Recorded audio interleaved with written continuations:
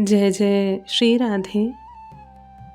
पूज्य श्री भाईजी महाराज के एक पत्र में एक साधक ने प्रश्न किया कि जीवन में होने वाले दुख, विशेषकर अकाल मृत्यु, क्या केवल भाग्य है या कुछ और?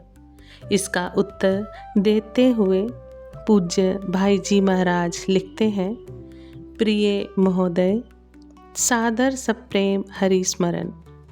आपका पत्र मिला।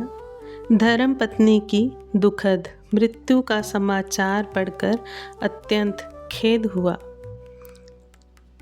परंतु ये जीवन का करुणाजनक अंत, इसे अनिवार्य मृत्यु मानकर धैर्य धारण करना चाहिए। कुटुंबियों को कष्ट होना स्वाभाविक है, परंतु इसमें मनुष्य का कोई वश नहीं। जो कुछ भी सुख या दुख हमें मिलता है, उसे भगवान का दिया हुआ उपहार समझकर स्वीकार करना ही मनुष्य का कर्तव्य है। कभी कभी हमें विश्वास नहीं होता, लेकिन ईश्वर जो भी देते हैं, अनुकूल या प्रतिकूल, वह हमारे कल्याण के लिए ही होता है। भगवान कभी किसी का अमंगल नहीं करते।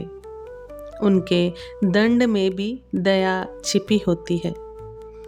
पूज्य भाईजी महाराज कहते हैं, प्रारब्ध का भोग 3 प्रकार से होता है।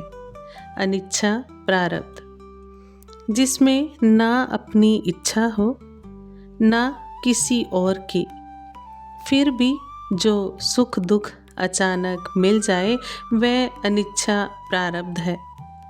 दूसरा परेच्छा प्रारब्ध, दूसरों की इच्छा से जो सुख दुख मिलता है वह परेच्छा प्रारब्ध कहलाता है। तीसरा है स्वेच्छा प्रारब्ध, जब हम खुद इच्छा करके कोई कार्य करते हैं और उसका फल सुख या दुख के रूप में मिलता है, वह स्वेच्छा प्रारब्ध है।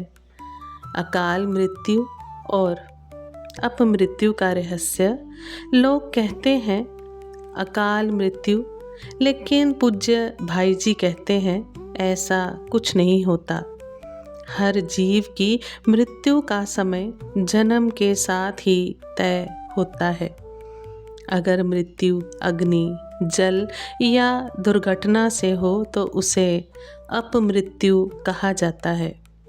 आत्महत्या के बारे में अगर कोई जानबूझकर शरीर का नाश करता है तो ये स्वेच्छा प्रारब्ध के साथ साथ एक महापाप भी है। शास्त्रों में इसका फल बहुत भयंकर बताया गया है।